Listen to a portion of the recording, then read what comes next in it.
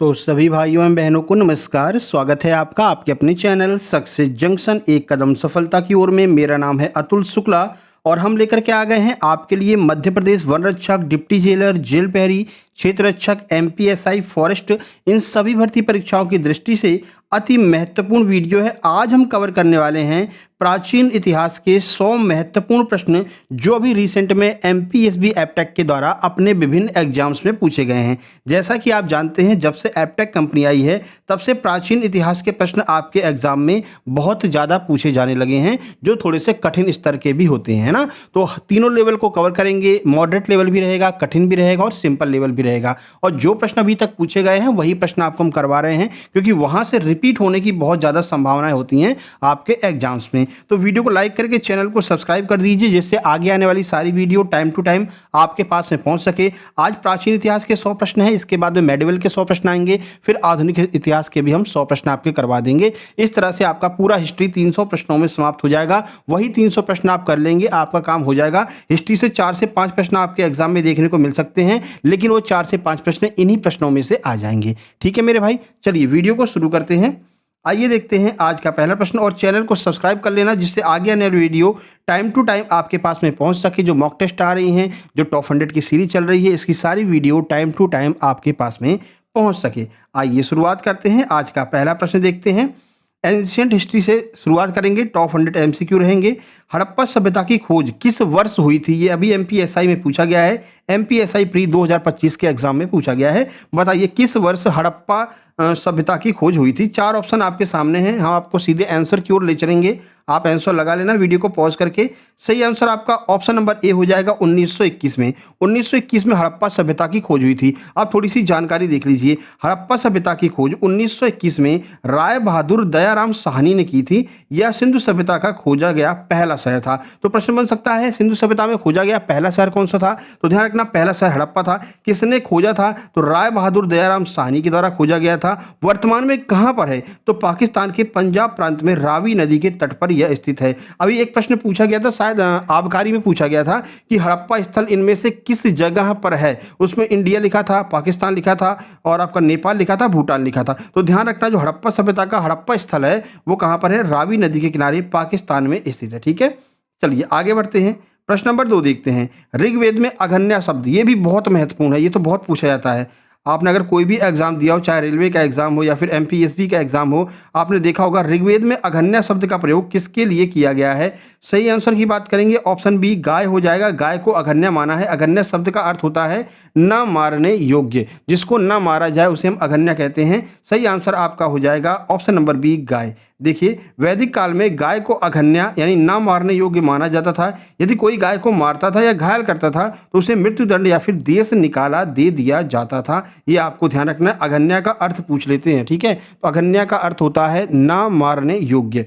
चलिए आगे बढ़ते हैं। आगे बढ़ने से पहले आप लोग बता दें, जैसा कि आप जानते हैं रिसेंट में एमपी पुलिस कांस्टेबल का फाइनल रिजल्ट अनाउंस हुआ है। इसके अलावा एमपीएसआई प्री का रिजल्ट आया है, वर्ग 3 चयन परीक्षा का रिजल्ट आया है। हमारे सुपर सिलेक्शन नोट से आपको एग्जाम में सीधे सीधे प्रश्न देखने को मिले हैं, और जिन लोगों ने इन नोट से पूरी तैयारी की थी उन लोगों का फाइनल सिलेक्शन हुआ है। एमपी पुलिस के लिए जो ग्रुप बनाया गया था, नोट्स ग्रुप, 95% लोगों का वहाँ से रिटन एग्जाम क्लियर हुआ है। लास्ट में आपको स्क्रीनशॉट भी उन सबका दिखा देंगे। इसी बात को ध्यान में रखते हुए हमने एमपी डिप्टी जेलर, जेल प्रहरी और फॉरेस्ट गार्ड के लिए कंप्लीट सुपर सिलेक्शन नोट्स एमपीएसबी के लेटेस्ट पैटर्न के आधार पर जो है हमने बनाए हैं, जिसमें आपको जीके, जीएस, एमपीजी के साइंस, हिंदी, इंग्लिश, मैथ, ये सब कुछ मिलने वाला है। सबकी कंप्लीट थ्योरी रहेगी, सबके प्रैक्टिस सेट रहेंगे, और मॉक टेस्ट की भी पीडीएफ आपको मिलने वाली है। और ये जो टॉप 100 की सीरीज चल रही है, इसकी भी पीडीएफ आपको इसी में मिल जाएगी मात्र 189 रुपये में। और जब एग्जाम स्टार्ट होगा तो हर दिन एग्जाम एनालिसिस कराएंगे, उसकी भी पीडीएफ आपको मिलती रहेगी। ठीक है, कैसे प्राप्त करना है? तो छोटी सी प्रक्रिया है। क्यूआर कोड आपको दिखाई दे रहा है, स्क्रीनशॉट खींच लीजिए। इसी पर आपको 189 का पेमेंट करना है। उस पेमेंट का स्क्रीनशॉट इस व्हाट्सएप नंबर 7052547003 पर सेंड करना है। जैसे ही आप स्क्रीनशॉट सेंड करेंगे, तुरंत की तुरंत इसी नंबर से आपको complete super selection notes WhatsApp पर ही तुरंत सेंड कर दी जाएंगे। आप आराम से उनको ओपन करके डाउनलोड कर लीजिए, चाहे प्रिंट करा लीजिए, या फिर मोबाइल या लैपटॉप कंप्यूटर में आराम से आप पढ़ सकते हैं। ठीक है मेरे भाई, ग्रुप में आपको जोड़ देंगे, और ग्रुप में जुड़ने के बाद में ग्रुप में क्विज होती है, टेस्ट होती है, तो उन सब का भी फायदा आपको मिलता रहेगा। ठीक है, चलिए आगे बढ़ते हैं। आगे के सारे नोट्स भी आपको ग्रुप में मिलते रहेंगे। चलिए अगला प्रश्न देखिए। तो जिन लोगों ने बिल्कुल भी तैयारी नहीं की है, या आप सोच रहे हैं कि भाई तैयारी करना शुरू करना है, है ना, या तैयारी तो की है लेकिन कॉन्फिडेंस नहीं आ रहा, तो वो इन नोट्स को ले सकते हैं। चलिए, ऑल सब्जेक्ट मिलेगा आपको। सांची के स्तूप का निर्माण किस शासक के द्वारा करवाया गया था? 4 ऑप्शन आपके सामने हैं। आंसर की बात करेंगे, ऑप्शन नंबर सी, अशोक के द्वारा सांची के स्तूप का निर्माण करवाया गया था। चलिए कुछ जानकारी देख लीजिए। तो मध्य प्रदेश के रायसेन जिले में, कहाँ पर, एमपी जी का भी प्रश्न बन सकता है कि सांची के स्तूप कहाँ पर है? तो मध्य प्रदेश के रायसेन जिले में सांची के महान स्तूप का निर्माण मौर्य सम्राट अशोक ने कब करवाया था? तो अशोक ने 3री शताब्दी में इसका निर्माण करवाया था। यह यूनेस्को की विश्व धरोहर स्थल में शामिल है, ये भी आपको ध्यान रखना है। चलिए आगे बढ़ लेते हैं। क्या कोई बता सकता है, बताइए, क्या कोई ऐसा वीर है जो ये बता सकता है कि सांची के स्तूपों को यूनेस्को की विश्व धरोहर स्थल में कब शामिल किया गया था? ये आज का प्रश्न है जिसे आपको कमेंट बॉक्स में कमेंट करके बताना है। अगली वीडियो में इसका आंसर हम आपको बता देंगे, लेकिन देखते हैं जो लोग इसका आंसर करेंगे उन सबको हम रिप्लाई करेंगे, ठीक है? तो कमेंट बॉक्स में आप लोग इसका आंसर जरूर करना, भले ही गूगल पर सर्च कर लेना, कोई दिक्कत नहीं है। चौथा नंबर देखिए, विक्रम संवत की शुरुआत कब हुई थी? 4 ऑप्शन आपके सामने हैं, ठीक है? वीडियो को पॉज कर लीजिए, आराम से ऑप्शन देख लीजिए, आंसर लगा लीजिए। चलिए आंसर बताते हैं। सही आंसर ऑप्शन बी हो जाएगा, 57 बीसी। 57 बीसी में जो है शक संवत, विक्रम संवत की शुरुआत हुई थी। यहाँ पर देख सकते हैं विक्रम संवत की शुरुआत 57 ईसा पूर्व, जैसे हम 57 बीसी कहते हैं, उज्जैन के राजा विक्रमादित्य ने शकों पर अपनी विजय के उपलक्ष्य में की थी। तो ध्यान रखना है, विक्रम संवत अगर पूछा जाएगा तो विक्रम संवत की स्थापना कब हुई थी? 57 बीसी में हुई थी। लेकिन शक संवत पूछे तो आपको 78 एडी लगाना है। दोनों का ध्यान रखना है आपको, विक्रम वाला ज्यादा पूछा जाता है ईएसबी एपटेक के द्वारा। 5 नंबर देखिए, गौतम बुद्ध ने अपना प्रथम उपदेश कहाँ पर दिया था? ये तो बहुत ही ज़्यादा इंपॉर्टेंट है। ऐसा कोई भी एग्जाम नहीं है जिसकी 2-3 शिफ्ट में ये प्रश्न नहीं पूछा गया हो एमपी में, है ना? तो बताइए, गौतम बुद्ध ने अपना प्रथम उपदेश कहाँ पर दिया था? सही आंसर हो जाएगा सारनाथ में। सारनाथ में गौतम बुद्ध ने प्रथम उपदेश दिया था, जिसे हम धर्म चक्र प्रवर्तन कहते हैं। सारनाथ कहाँ पर है? उत्तर प्रदेश के वाराणसी में है, ये भी ध्यान रखना है। तो बुद्ध ने ज्ञान प्राप्ति के बाद वाराणसी के निकट सारनाथ, जिसे हम ऋषिपत्तनम भी कहते हैं, कभी कभी पूछ लेते हैं सारनाथ का वेदों में क्या नाम था? तो ऋषिपत्तनम नाम था, ठीक है? अपना पहला उपदेश दिया, जिसे क्या कहते हैं? बौद्ध धर्म में धर्म चक्र प्रवर्तन कहा जाता है, याद रखना है आपको। चलिए 6 नंबर देखिए, खजुराहो के मंदिरों का निर्माण किस राजवंश ने करवाया था? बताइए, किसने खजुराहो के मंदिरों का निर्माण करवाया था? एमपी की हिस्ट्री का भी ये प्रश्न बनेगा। सही आंसर हो जाएगा चंदेल। चंदेल वंश के शासकों के द्वारा खजुराहो के मंदिरों का निर्माण करवाया गया था। यहाँ पर देख सकते हैं, तो मध्य प्रदेश के छतरपुर में, कहाँ पर है ये? तो मध्य प्रदेश के छतरपुर जिले में स्थित खजुराहो के प्रसिद्ध मंदिरों का निर्माण 950 से 1050 ईस्वी के बीच में चंदेल राजाओं के द्वारा करवाया गया था। यहाँ का कंदरिया महादेव सबसे फेमस है। प्रश्न बनेगा, कंदरिया महादेव कहाँ पर स्थित है? तो कंदरिया महादेव मध्य प्रदेश के खजुराहो छतरपुर जिले के अंदर स्थित है। ध्यान रखना, कब बनाया गया है? 950 से 1050 ईस्वी के बीच में इसको बनाया गया है। सुपर फास्ट एक्सप्रेस चलेगी अपनी, ठीक है? क्योंकि 100 प्रश्न अपन को करना है। देखिए, मेगास्थनीज किसके दरबार में यूनानी राजदूत था? पहली बात तो मेगास्थनीज कहाँ का राजदूत था? यूनान से आया था। कह रहे हैं किसके दरबार में आया था, ये बता दो। 4 ऑप्शन आपके सामने हैं, अशोक, बिंदुसार, चंद्रगुप्त मौर्य, हर्षवर्धन। सही आंसर की अगर हम बात करते हैं, सही आंसर आपका ऑप्शन सी, चंद्रगुप्त मौर्य के दरबार में आया था। यहाँ पर देखिए, मेगास्थनीज सेल्यूकस निकेटर का राजदूत था। पहली बात, सेल्यूकस निकेटर का राजदूत था, ठीक है? जो चंद्रगुप्त मौर्य के दरबार में आया था, उसने इंडिका नामक एक प्रसिद्ध पुस्तक लिखी थी। देखो, देखने में आपको ये 100 प्रश्न लगेंगे, लेकिन अगर इसके फैक्ट को और सॉल्यूशन को भी कवर करेंगे तो लगभग 300 350 के आसपास ये प्रश्न जाने वाले हैं, ना? तो बस वीडियो को शुरू से लेकर के अंत तक आपको पूरा देखना है। 8 नंबर देखिए, प्रयाग प्रशस्ति का संबंध किस गुप्त शासक से है? बताइए। 4 ऑप्शन आपके सामने हैं। आंसर हो जाएगा ऑप्शन सी, समुद्रगुप्त से संबंधित है प्रयाग प्रशस्ति। चलिए देखिए, तो प्रयाग प्रशस्ति, जिसे हम इलाहाबाद स्तंभ लेख भी कहते हैं, इसकी रचना समुद्रगुप्त के दरबारी कवि हरिशेन ने की थी। इसमें समुद्रगुप्त की विजयों का विस्तृत वर्णन है। समुद्रगुप्त को भारत का नेपोलियन कहा जाता है, ये भी ध्यान रखना, ये मोस्ट इंपॉर्टेंट फैक्ट है। किसको भारत का नेपोलियन कहते हैं? तो समुद्रगुप्त को भारत का नेपोलियन कहते हैं। उज्जैन का प्राचीन नाम क्या था? बताइए। अशोक यहाँ पर कभी गवर्नर रहा करता था, बताइए क्या नाम था उज्जैन का प्राचीन? एमपी हिस्ट्री का प्रश्न है, तो एमपी हिस्ट्री के भी प्राचीन इतिहास के जो प्रश्न है वो आपको यहाँ पर मिलेंगे। सही आंसर अवंतिका हो जाएगा। उज्जैन को अवंतिका कहा जाता था, ठीक है? देखिए, तो 16 महाजनपदों के काल में अवंती की राजधानी उज्जैनी अवंतिका थी। यह क्षिप्रा नदी के तट पर स्थित है और मध्य प्रदेश का एकमात्र एक प्रमुख धार्मिक स्थल है, ये भी आपको ध्यान रखना है। मंगलनाथ मंदिर कई बार बताते हैं, प्रश्न बनता है मंगलनाथ मंदिर कहाँ पर है? तो उज्जैन में है, पृथ्वी का केंद्र इसको माना जाता है। बाबा महाकालेश्वर का मंदिर भी यहीं पर है। चलिए अगला प्रश्न नंबर 10 देखिए, वेनसांग किसके शासनकाल में भारत आया था? 4 ऑप्शन आपके सामने हैं, बताइए क्या होगा? चंद्रगुप्त द्वितीय, हर्षवर्धन, कनिष्क, पुष्यमित्र, शुंग। सही आंसर हो जाएगा ऑप्शन नंबर बी, हर्षवर्धन के टाइम पर वेनसांग आया था। तो हाथ से हर्षवर्धन, हाथ से वेनसांग आपको याद रखना है। देखिए, चीनी यात्री वेनसांग सम्राट हर्षवर्धन के काल में भारत आया था, जो अपनी यात्रा का विवरण CU की नामक ग्रंथ में दिया है। तो 2-3 प्रश्न आपके कवर हो गए। पहली बात, सम्राट हर्षवर्धन के टाइम पर आया था, ठीक है। दूसरी, अपनी यात्रा का वर्णन कहाँ पर किया है? CU की में किया है, याद रखना है। 11 नंबर देखिए, प्रथम बौद्ध संगीति का आयोजन किसके शासनकाल में किया गया था? अशोक, कालाशोक, अजातशत्रु या फिर कनिष्क? सही आंसर की बात करेंगे ऑप्शन नंबर सी, अजातशत्रु के टाइम पर जो है प्रथम बौद्ध संगीति का आयोजन किया गया था। एक बात और आपको बता दें, अस्पताल सहायक की जो वैकेंसी है वो भी आप सबको पता है आ चुकी हैं, 1200 के आसपास हैं, और ये मान के चलिए कि इसमें वैकेंसी और बढ़ेंगी अभी, ठीक है। तो 1200 के आसपास वैकेंसी है। 7 तारीख से फॉर्म स्टार्ट हो रहे हैं। फॉर्म सब लोग भर देना, केवल हाई स्कूल पास जो लोग हैं वो भी भर सकते हैं। कोई एक्स्ट्रा इसमें आपसे योग्यता नहीं मांगी गई है। स्वास्थ्य विभाग की बढ़िया वैकेंसी है, ठीक है। सब लोग फॉर्म भर देना। नोट्स इसकी तैयार करवाए जा रहे हैं। 3 से 4 दिन में आपको कंप्लीट सिलेबस पर आधारित नोट्स मिल जाएंगे। आराम से सिलेबस सामने रख करके और नोट्स सामने रख करके एक-एक पॉइंट आप मिला सकते हैं, ठीक है। इस पर काम हो चुका है, बस लगभग मैथ के नोट्स बाकी रह गए हैं, तो मैथ्स भी कंप्लीट करवा रहे हैं। थोड़ा उसमें अलग सिस्टम है ना, सामाजिक विज्ञान वगैरह भी है उसमें, तो उस हिसाब से बना रहे हैं उसको। चलिए, तो प्रथम बौद्ध संगीति का आयोजन 483 ईसा पूर्व में राजगृह की सप्तवर्णी गुफा में हर्यक वंश के शासक अजातशत्रु के टाइम पर हुआ था। 3-4 फैक्ट आपको यहाँ पर मिलेंगे जो आपको देख लेने हैं। राजगृह में सप्तवर्णी गुफा में हुआ था, हर्यक वंश के शासक थे, अजातशत्रु के शासनकाल में हुआ था। इसकी अध्यक्षता महाकश्यप ने की थी, ये भी आपको याद रखना है, ये कई बार पूछा गया है, ठीक है। और संगीति में बुद्ध के उपदेशों को सूत्र पिटक और विनय पिटक में संकलित किया गया था। 3 से 4 फैक्ट आपको इस सॉल्यूशन में मिल गए हैं। ये 3-4 फैक्ट भी आपको साथ-साथ में कवर करते चलने हैं। चलिए 12 नंबर देखिए, जैन धर्म के 24वें तीर्थंकर भगवान महावीर का जन्म कहाँ पर हुआ था? 4 ऑप्शन आपके सामने हैं, आंसर हो जाएगा कुंडग्राम। तो महावीर स्वामी का जन्म 540 ईसा पूर्व, कुछ स्रोतों में 599 भी मिलता है, लेकिन 540 आपको एक्यूरेट मानना है, ठीक है। वैशाली के निकट कुंडग्राम बिहार में ज्ञात्रिक क्षत्रिय कुल में हुआ था, ध्यान रखना है। पावापुरी में उनको मोक्ष यानी निर्वाण प्राप्त हुआ था। तो अगर पूछते हैं कि जन्म कहाँ पर हुआ था, तो कुंडग्राम बिहार में हुआ था। अगर कहते हैं मोक्ष कहाँ पर प्राप्त हुआ यानी कि मृत्यु कहाँ पर हुई, तो वो आपको पावापुरी लगाना रहेगा। दोनों बातें आपको याद रखनी है। चलिए 13 नंबर देखिए, कौटिल्य द्वारा रचित अर्थशास्त्र कितने अधिकरणों में विभाजित है? ये प्रश्न डिप्टी जेलर एग्जाम के लिए महत्वपूर्ण है, थोड़ा सा कठिन प्रश्न है। हमने कहा था आपसे, आपको तीनों लेवल के प्रश्न मिलेंगे, लगभग 300 के आसपास आपको फैक्ट मिल जाएंगे, है ना। तो कौटिल्य ने जो अर्थशास्त्र लिखी थी, कितने अधिकरणों यानी पुस्तकों में विभाजित है? 11, 12, 15 या फिर 20? आइए आंसर देखें, सही आंसर 15 हो जाएगा। अब थोड़ा सा डिटेल ज़्यादा है, देख लीजिए। मौर्य काल की राजनीतिक प्रशासनिक व्यवस्था पर आधारित कौटिल्य चाणक्य का अर्थशास्त्र 15 अधिकरणों और 180 प्रकरणों में विभाजित है। यह पुस्तक मुख्य रूप से राज्य व्यवस्था और लोक प्रशासन पर आधारित है, ना कि अर्थशास्त्र पर। हाँ, ये प्रश्न बहुत बार पूछा जाता है कि बताइए, अर्थशास्त्र पुस्तक जो चाणक्य के द्वारा लिखी गई है, किसके ऊपर लिखी गई है?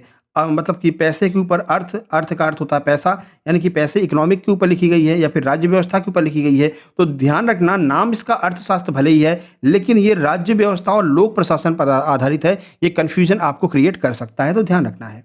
चलो 14 नंबर देखिए, 14 नंबर है, सम्राट अशोक के किस शिलालेख में कलिंग युद्ध के विजय और उनके हृदय परिवर्तन का वर्णन मिलता है? मोस्ट इंपोर्टेंट है, जितने स्टार लगा सको उतने लगा लो। बताइए कौन सा ऐसा अभिलेख है? सही आंसर हो जाएगा 13वां अभिलेख। 13वां शिलालेख है जहां पर ये घटनाएं आपको देखने को मिलती हैं। तो अशोक के 13वें वृहद शिलालेख से उनके राज्याभिषेक के 8वें वर्ष 261 ईसा पूर्व में जो कलिंग युद्ध हुआ था उसकी जानकारी मिलती है। तो पहला फैक्ट तो यही हो जाएगा कि उनके जो ये राज्याभिषेक हुआ था उसके 8वें वर्ष में 261 ईसा पूर्व में कलिंग युद्ध हुआ था, ठीक है। इसी शिलालेख में युद्ध के नरसंहार को देख करके बौद्ध धर्म अपनाने और भेरी घोष के स्थान पर धम्म घोष की नीति अपनाने पर यहाँ पर अशोक ने कहा था, ठीक है। तो ये 3-4 फैक्ट यहाँ से कवर हो जाएंगे। संस्कृत भाषा में जारी किया गया पहला बड़ा विस्तृत अभिलेख कौन सा है? बताइए। तो पहला बड़ा विस्तृत अभिलेख कौन सा जो संस्कृत भाषा में जारी किया गया था? 4 ऑप्शन आपके सामने हैं, सही आंसर हो जाएगा ऑप्शन बी, जूनागढ़ अभिलेख। कौन सा? जूनागढ़ अभिलेख। और हाँ, जो हमने 20+ आपको सब्सक्राइबर वाला कहा था, उसके 20 सब्सक्राइबर पूरे हो चुके हैं भैया, ठीक है। तो उसकी PDF आज आपको मिल जाएगी आपके टेलीग्राम ग्रुप में। शायद 3 दिन पहले जो शायद MPGK की या कोई MPGK की क्लास थी, है ना, कोई ऐसी क्लास थी MPGK की शायद, उस पर हमने कहा था कि 20+ सब्सक्राइबर अगर हमको इस वीडियो पर मिल जाते हैं, उसकी PDF हम ग्रुप में डाल देंगे, टेलीग्राम ग्रुप में, ठीक है। तो उसकी PDF आज आपको टेलीग्राम ग्रुप में मिल जाएगी। इस पर भी हम कह रहे हैं, अगर इस पर 20+ सब्सक्राइबर इस वाली वीडियो पर भी मिल जाते हैं तो इसकी भी PDF हम टेलीग्राम ग्रुप में डाल देंगे। और अगर नहीं मिलते हैं तो भाई ये नोट्स ग्रुप में तो ये PDF जाएगी। अभी 1 घंटे के अंदर नोट्स ग्रुप में पहुंच जाएगी, 1 से 2 घंटे में, ठीक है ना। तो जो इस वीडियो को देख रहे हैं जल्दी से सब्सक्राइब कर लीजिए, जिससे कि इसके 20 सब्सक्राइबर पूरे हो जाएं। और 20 सब्सक्राइबर पूरे होते ही सक्सेस जंक्शन लाइव के नाम से टेलीग्राम चैनल है, वहां पर हम इसकी पीडीएफ डाल देंगे। अगर 20 सब्सक्राइबर नहीं होते हैं तो पीडीएफ नहीं डल पाएगी, ठीक है। तो ये आपके ऊपर डिपेंड करता है। लिंक डिस्क्रिप्शन बॉक्स में दी गई है, सक्सेस जंक्शन लाइव के नाम से है, ज्वाइन कर लेना, ठीक है ना। लेकिन ज्वाइन तभी करना, पहले सब्सक्राइब कर देना। सब्सक्राइब करोगे तब ज्वाइन करोगे तो उसका फायदा है, क्योंकि वहां पर पीडीएफ मिल जाएगी, है ना। चलो, तो जूनागढ़ अभिलेख है जो संस्कृत भाषा में जारी किया गया है। तो गुजरात के गिरनार में, ध्यान रखना कहाँ पर, गुजरात के गिरनार में शक शासक रुद्रदामन प्रथम और के द्वारा लिखवाया गया था कौन सा, जूनागढ़ अभिलेख, जो 150 ईस्वी में लिखवाया गया था। शुद्ध संस्कृत भाषा और ब्राह्मी लिपि में उत्कीर्ण सबसे पहला और लंबा अभिलेख है। इसमें मौर्यकालीन सुदर्शन झील के निर्माण और पुनर्निर्माण की ऐतिहासिक जानकारी मिलती है। तो इसी वाले फैक्ट में आप मान के चलिए कम से कम 3 से 4 फैक्ट आपको मिल गए, ठीक है ना। पहली बात, सुदर्शन झील का निर्माण जो है किसने करवाया था, कब हुआ था, तो मौर्य काल में सुदर्शन झील का निर्माण हुआ था। पुनर्निर्माण और निर्माण दोनों की जानकारी आपको इसी अभिलेख जूनागढ़ अभिलेख में मिल जाएगी। ब्राह्मी लिपि में लिखा गया, संस्कृत भाषा में लिखा गया, पहला सबसे लंबा अभिलेख है, रुद्रदामन प्रथम के द्वारा लिखवाया गया था, ठीक है भाई। 16 नंबर, गुप्त संवत की शुरुआत 319-320 ईस्वी में किस शासक के द्वारा की गई थी। गुप्त संवत की शुरुआत बताइए किसने किया था। 4 ऑप्शन आपके सामने हैं, सही आंसर हो जाएगा चंद्रगुप्त प्रथम। तो चंद्रगुप्त प्रथम को गुप्त वंश का वास्तविक संस्थापक माना जाता है। प्रश्न पूछेगा वास्तविक संस्थापक कौन है, तो देखो स्थापना तो श्रीगुप्त ने कर दी, पर वास्तविक संस्थापक इसको मानते हैं, चंद्रगुप्त प्रथम को मानते हैं, ठीक है। उन्होंने अपने राज्याभिषेक के उपलक्ष्य में 319 से 320 ईस्वी में गुप्त संवत चलाया था। उन्होंने ही सबसे पहले महाराजाधिराज की उपाधि धारण की थी। मोस्ट इंपोर्टेंट फैक्ट है ये, स्टार मार्क कर लीजिए। महाराजाधिराज की उपाधि सबसे पहले किसने धारण की थी, चंद्रगुप्त प्रथम ने धारण की थी। ये प्रश्न एमपी आबकारी में पूछा गया था और शायद एमपी पुलिस कांस्टेबल में रिपीट भी हुआ था। चलो 17 नंबर, सिक्कों पर बीड़ा बजाते हुए दिखाए गए गुप्त राजा कौन थे जिन्हें कविराज भी कहा जाता। मोस्ट इंपोर्टेंट है, बताइए एमपीएसआई प्री में पूछा गया है, ठीक है। प्री 2025 एमपीएसआई में पूछा गया है, कविराज भी कहते हैं, कौन है। 4 ऑप्शन आपके सामने हैं, आंसर हो जाएगा आपका ऑप्शन नंबर 20 समुद्रगुप्त। समुद्रगुप्त को बीड़ा बजाते हुए सिक्कों पर दिखाया गया है। अब यहाँ पर देखो फैक्ट, समुद्रगुप्त कला और संगीत के महान संरक्षक थे। उनके द्वारा जारी किए गए सोने के सिक्कों पर उन्हें बीड़ा बजाते हुए अंकित किया गया। उनकी साहित्यिक प्रतिभा के कारण उन्हें कविराज की उपाधि दी जाती है। विंसेंट स्मिथ ने उन्हें भारत का नेपोलियन भी कहा है, ठीक है। तो किसने, विंसेंट नेपोलियन ने उनको मतलब भारत का नेपोलियन कहा है, विंसेंट स्मिथ ने।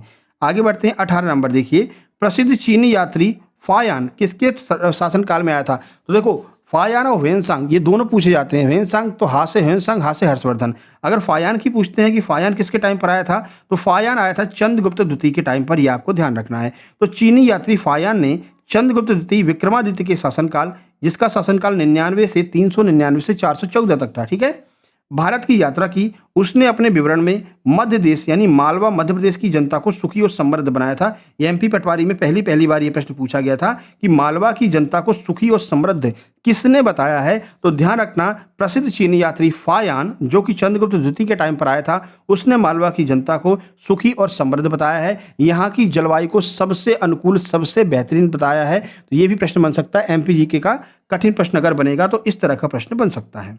आगे बढ़ते हैं, 19 नंबर देखिए, मौर्य काल में राजकीय भूमि से प्राप्त होने वाले राजस्व को क्या कहा जाता था। जो राजकीय भूमि थी यानी कि जो सरकारी भूमि कह सकते हैं, तो सरकारी भूमि से जो टैक्स प्राप्त होता था, राजस्व प्राप्त होता था, उसको क्या कहा जाता था। सही आंसर ऑप्शन बी हो जाएगा सीता, उसको सीता कहते थे। देखिए, तो मौर्य प्रशासन में राजकीय अर्थात सरकारी भूमि को सीता कहा जाता था। इस भूमि की देखरेख करने वाले अधिकारी को सीता अध्यक्ष, 3-4 फैक्ट मिलेंगे आपको, ठीक है। जो इसकी देखरेख करता था सीता अध्यक्ष कहते थे। इस भूमि से प्राप्त होने वाली आय को भी सीता कहा जाता था, जबकि सामान्य किसानों से लिए जाने वाला भूमि कर का भाग कहलाता, ठीक है। अगर जो नॉर्मल किसान से उनसे अगर टैक्स लेते थे तो उसको हम कहते थे भाग, लेकिन सरकारी भूमि से अगर टैक्स मिलता था उसको हम सीता कहते थे। और इसकी रक्षा करने वाले को या टैक्स कलेक्ट करने वाले को सीता अध्यक्ष कहा जाता था, याद रखना है। 20 नंबर देखिए, तीसरी बौद्ध संगीति का आयोजन पाटलिपुत्र में किसके द्वारा करवाया गया था। मोस्ट इंपोर्टेंट है, बताइए तीसरी बौद्ध संगीति किसने आयोजित करवाई थी। कालाशोक, कनिष्क, अशोक, हर्ष। सही आंसर होगा ऑप्शन सी, अशोक के द्वारा जो है तीसरी बौद्ध संगीति का आयोजन किया गया था। तो तीसरी बौद्ध संगीति का आयोजन, डेट ध्यान रखना, 250 ईसा पूर्व में पाटलिपुत्र में मौर्य सम्राट अशोक के संरक्षण में हुआ था। इस संगीति की अध्यक्षता मोगलीपुत्र तिस्से के द्वारा की गई थी। मोस्ट इंपोर्टेंट प्रश्न है ये, ठीक है। किसने की थी, थर्ड संगीति की अध्यक्षता मोगलीपुत्र तिस्से ने की थी। इसमें बौद्ध धर्म के तीसरे पिटक अभिधम्म पिटक को जोड़ा गया था। ये प्रश्न भी बन सकता है। तो 4 फैक्ट मिल गए आपको इसमें, ठीक है ना, लगभग 4 फैक्ट आपको इसमें मिल गए। तो ये एक प्रश्न आपको देखने के लिए लग रहा है, कम से कम 3 से 4 प्रश्न आपको एक ही प्रश्न में मिल जाएंगे। 21 देखिए, निम्न में से कौन सा सिद्धांत जैन धर्म के त्रिरत्न में शामिल नहीं है? नहीं पर गौर करना, शामिल नहीं है। 4 ऑप्शन है आपके सामने, सही आंसर हो जाएगा ऑप्शन डी, सम्यक विचार। सम्यक विचार इसमें शामिल नहीं है। क्या क्या शामिल है वो देख लेते हैं भैया। तो जैन धर्म के मोक्ष प्राप्ति के लिए 3 साधन बताए गए हैं जिन्हें त्रिरत्न कहा जाता है। सम्यक दर्शन जिसे हम श्रद्धा कहते हैं, सम्यक ज्ञान और सम्यक चरित्र यानी कि आचरण है। सम्यक विचार अष्टांगिक मार्ग जो है बौद्ध धर्म से मेल खाता है, यह त्रिरत्न का हिस्सा नहीं है, ठीक है। तो ध्यान रखना ये त्रिरत्न का हिस्सा नहीं है, ये बौद्ध धर्म से संबंधित है, ठीक है। आगे बढ़ते हैं, जो लास्ट वाला ऑप्शन था सम्यक विचार। सम्यक का अर्थ होता है कि एक कंट्रोल में, यानी कि बहुत ज़्यादा नहीं, कोई भी चीज़ आपके पास में बहुत कम भी नहीं होनी चाहिए और बहुत ज़्यादा भी नहीं होनी चाहिए, इसी को हम सम्यक कहते हैं, ठीक है।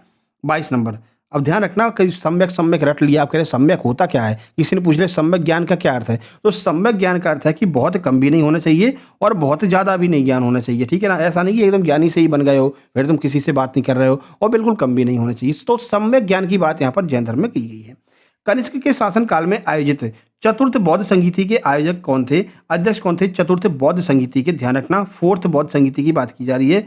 कौन था अध्यक्ष? तो सही आंसर हो जाएगा वसुमित्र। अब यहाँ पर देख लीजिए, चतुर्थ बौद्ध संगीति ईसा की प्रथम शताब्दी में कश्मीर के कुंडल वन में कुषाण राजा कनिष्क के काल में आयोजित की गई थी। इसके अध्यक्ष वसुमित्र थे, जबकि अश्वघोष इसके उपाध्यक्ष थे। ये दोनों प्रश्न पूछा जाता है, अध्यक्ष कौन थे और उपाध्यक्ष कौन था। तो ध्यान रखना, अध्यक्ष कौन था, अध्यक्ष थे कौन, वसुमित्र, और उपाध्यक्ष थे अश्वघोष, ठीक है। इसी संगीति में बौद्ध धर्म हीनयान और महायान संप्रदाय में विभाजित हो गया। मोस्ट इंपोर्टेंट फैक्ट है ये, पूछा जाएगा कि भाई बौद्ध धर्म जो है वो हीनयान और महायान कौन सी संगीति में विभाजित हुआ था? चौथी बौद्ध संगीति में विभाजित हुआ था। अध्यक्ष कौन थे? वसुमित्र। उपाध्यक्ष कौन थे? अश्वघोष, ठीक है। 23 नंबर, स्पीड को और तेज करते हैं। मध्य प्रदेश के मंदसौर से प्राप्त दसपुर अभिलेख किस गुप्त शासक के काल का है जिसमें रेशम बुनकरों की श्रेणी का उल्लेख किया गया? बताइए, दसपुर अभिलेख किससे संबंधित है? सही आंसर ऑप्शन बी, कुमारगुप्त से संबंधित है। देखिए, मंदसौर प्राचीन नाम इसका दसपुर था, मध्य प्रदेश का। अब ये एमपी हिस्ट्री का प्रश्न है, ठीक है। अभिलेख कुमारगुप्त प्रथम के राज्यपाल बंधु वर्मा के समय का है। इसकी रचना वत्स भट्टी ने की थी। इसमें लाट प्रदेश से आए रेशम बुनकरों द्वारा एक भव्य सूर्य मंदिर का निर्माण का विवरण मिलता है। यह प्राचीन विज्ञापन का भी एक उदाहरण माना जाता है। तो जब प्रश्न बहुत ज़्यादा डीप बनाएंगे, बहुत कठिन प्रश्न पूछेंगे, तो कहेंगे भैया ये बताओ प्राचीन विज्ञापन का एक उदाहरण कौन सा अभिलेख माना जाता, तो आप कहेंगे भैया दसपुर अभिलेख को हम प्राचीन विज्ञापन भी मानते हैं। 24 नंबर देखिए, प्राचीन काल के प्रसिद्ध राजवैद्य चरक जो हैं वो किसके दरबारी कवि थे? किसके दरबार में राजवैद्य चरक रहा करते थे? 4 ऑप्शन आपको दिख रहे हैं, सही आंसर हो जाएगा कनिष्क के दरबार में। अब देखो, इसको चाहते हैं ना तो हम इसको वन लाइनर भी करवा सकते थे। वन लाइनर यानी कि एक लाइन में आपको आंसर और क्वेश्चन दोनों बता देते, लेकिन फिर वो एग्जाम वाली फील नहीं आती है ना, 4 ऑप्शन वाली फील नहीं आती। तो 4 ऑप्शन इसीलिए हमने आपको दिए हैं। अब उसको पढ़ने में टाइम नहीं खराब करना है, ठीक है। हम सीधे आपको आंसर बताते चलेंगे और आपको उस MCQ की मदद से एग्जाम वाली फीलिंग आती रहेगी। देखो, हमारी वीडियो को 2x करने की आवश्यकता ही नहीं है, क्योंकि हम खुद ही इतनी स्पीड में चलते हैं, ठीक है ना। चलिए अगला देखिए, तो ये कनिष्क हो जाएंगे। आचार्य चरक कुषाण वंश के महाराजा कनिष्क के राजवैद्य थे, जिन्होंने चिकित्सा शास्त्र का प्रसिद्ध ग्रंथ चरक संहिता लिखा है। तो प्रश्न बनेगा, चरक संहिता किसने लिखा है? चरक ने। किसके दरबार में रहते थे? कनिष्क के दरबार में। आयुर्वेद का एक प्रमाणिक और आधारभूत ग्रंथ माना जाता है चरक संहिता। शुंग वंश का संस्थापक कौन था जिसने अंतिम मौर्य सम्राट बृहद्रथ की हत्या की थी? कौन था शुंग वंश का संस्थापक? सही आंसर हो जाएगा पुष्यमित्र शुंग। पुष्यमित्र शुंग ने बृहद्रथ की हत्या करके शुंग वंश की स्थापना की, देख सकते हैं यहाँ पर। तो मौर्य वंश के अंतिम राजा बृहद्रथ की सेनापति, इसका सेनापति था पुष्यमित्र शुंग ने 185 ईसा पूर्व में सेना निरीक्षण के दौरान बृहद्रथ की हत्या कर दी और मगध पर ब्राह्मण राजवंश शुंग वंश की स्थापना की। पुष्यमित्र ने 2 अश्वमेध यज्ञ किए थे, जिनके पुरोहित पतंजलि थे। 3-4 फैक्ट आपके लिए महत्वपूर्ण है। पुष्यमित्र ने कितने अश्वमेध यज्ञ किए? तो 2 किए। इनके पुरोहित कौन थे? पतंजलि थे, ठीक है। किसके ये सेनापति थे? तो बृहद्रथ के सेनापति थे। एक बार क्या हुआ कि बृहद्रथ ये है, ठीक है, बढ़िया हंसता हुआ, और ये पुष्यमित्र शुंग साथ में चल रहे हैं। हाँ ठीक है भैया, चलते चलते क्या हुआ, उन्होंने ये कहा कि चलो आज सेना का निरीक्षण कर लेते हैं। सेना का निरीक्षण ये कर ही रहे थे, तभी पुष्यमित्र शुंग ने इनकी बृहद्रथ की हत्या कर दी और सेना के सामने कह दिया कि अब जो है इस राज्य का सम्राट मैं हूं, और ब्राह्मण वंश की इन्होंने स्थापना कर दी थी। तो ब्राह्मण साम्राज्य शुंग वंश की स्थापना इन्होंने की थी। 26 नंबर, किस गुप्त शासक के शासनकाल के दौरान भारत पर हुड़ों का पहला आक्रमण हुआ था? मोस्ट इंपोर्टेंट है, हुड़ों का पहला आक्रमण किसके टाइम पर हुआ था?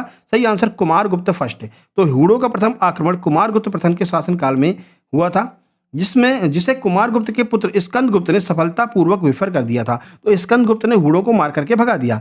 स्कंदगुप्त के सिंहासन पर बैठने के बाद हुड़ों का बड़ा आक्रमण हुआ, जिसे स्कंदगुप्त ने पूरी तरह परास्त किया। इसकी जानकारी जूनागढ़ और भीतरी स्तंभलेख में मिलती है। तो 3-4 फैक्ट आपको ध्यान रखने हैं। किसने हराया था हुड़ों को? किसके टाइम पर हुआ था? तो कुमारगुप्त के टाइम पर हुआ था, स्कंदगुप्त ने हराया था। वापस से स्कंदगुप्त के टाइम पर हुआ, उसको भी उसने परास्त कर दिया। ठीक है, और कहाँ पर ये हमको जानकारी मिलती है? तो जूनागढ़ और भीतरी स्तंभलेख में ये जानकारी मिलती है। चलिए 27, बौद्ध धर्म के बुद्ध के गृह त्याग की घटना को किस नाम से जानते हैं? तो जब बुद्ध ने गृह त्याग किया था, इस घटना को हम किस नाम से जानते हैं?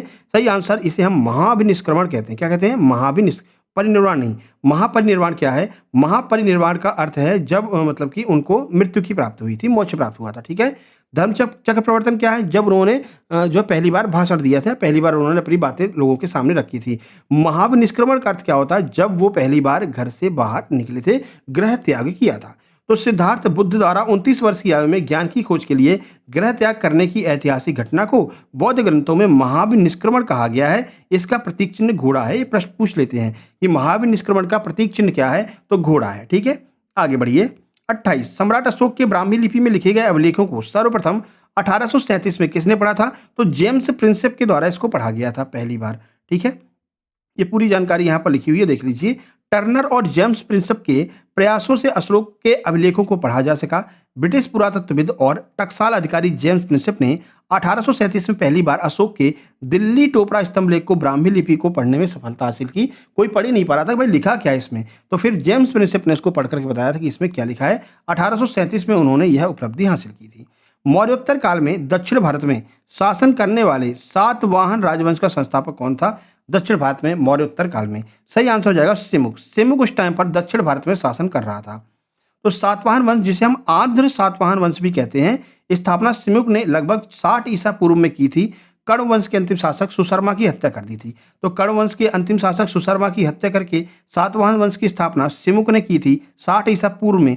और इस राजवंश की राजधानी प्रतिष्ठान और पैठन या फिर महाराष्ट्र हुआ करती थी।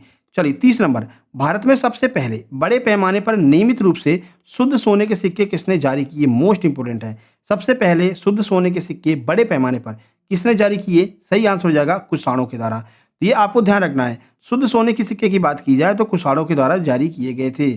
ठीक है, देखिए तो भारत में सबसे पहले सोने के सिक्के जारी करने का श्रेय, देखो सोने के सिक्के जारी करने का श्रेय सबसे पहले किसको जाता है? तो इंडो ग्रीक को। लेकिन अगर ये कहा जाए कि शुद्ध सोने के सिक्के और सबसे ज्यादा मात्रा में, तो आपको ध्यान रखना है कि नियमित रूप से अत्यधिक शुद्ध सोने के सिक्के बड़े पैमाने पर जारी करने का श्रेय कुषाण शासक बिम कटफिसिस को और कनिष्क को जाता है। तो दोनों में कंफ्यूजन बहुत होता है। पहली बार किसने जारी किए? इंडो ग्रीक ने। शुद्ध किसने जारी किए? तो कण्व शासक बिम कटफिसिस और कनिष्क ने किए थे, कुषाण शासक। ठीक है, सर्वाधिक संख्या में सोने के सिक्के गुप्त राजाओं ने जारी किए थे, ये आपको ध्यान रखना है। 3 फैक्ट आपको मिले। पहली बार सिक्के किसने जारी किए? इंडो ग्रीक ने। शुद्ध सिक्के किसने? कुषाणों ने। और मतलब कि सबसे अधिक संख्या में सबसे ज्यादा किसने जारी किए? तो गुप्त शासकों ने। तीनों फैक्ट आप लोग ध्यान रखिएगा। चलो भाई आगे बढ़ते हैं। 31, मध्य प्रदेश के सागर जिले में स्थित एरन अभिलेख जो कि 510 ईस्वी का है, संबंध किस गुप्त शासक से है? जो सती प्रथा का पहला लिखित साक्ष्य भी है। सती प्रथा का साक्ष्य यहीं पर हमको देखने को मिलता है। बताइए, सही आंसर हो जाएगा भानुगुप्त। तो मध्य प्रदेश के एमपी हिस्ट्री का प्रश्न है, मध्य प्रदेश के सागर के निकट एरन से प्राप्त 510 ईस्वी के अभिलेख का संबंध गुप्त राजा भानुगुप्त से है। इस अभिलेख में भानुगुप्त के मित्र सेनापति गोपराज, कौन? गोपराज के हुड़ों के विरुद्ध युद्ध में मारे जाने पर उनकी पत्नी के सती होने का उल्लेख है। यह भारतीय इतिहास में सती प्रथा का प्रथम प्रमाणिक अभिलेख माना जाता है। तो 3-4 फैक्ट आपको याद रखना है। भानुगुप्त के सेनापति थे गोपराज, उनकी मृत्यु हो गई, युद्ध में मारे गए, तो उनकी पत्नी जो है वो सती हुई थी और इसका अभिलेख हमको देखने को मिलता है भानुगुप्त के एरन अभिलेख में। ठीक है, आगे बढ़ते हैं। स्यादवाद या फिर अनेकांतवाद का निम्नलिखित में से किस धर्म का मूल दार्शनिक सिद्धांत है? यानी स्यादवाद और अनेकांतवाद किस धर्म से संबंधित है? सही आंसर हो जाएगा जैन धर्म से संबंधित है। अब ये इसका जो डिटेल है ये आप आराम से वीडियो को पॉज करके पढ़ लेना, नहीं तो भाई वीडियो बहुत ज़्यादा लंबी हो जाएगी, है ना। ऐसे वीडियो को रोक लीजिए और आराम से पढ़ लीजिए।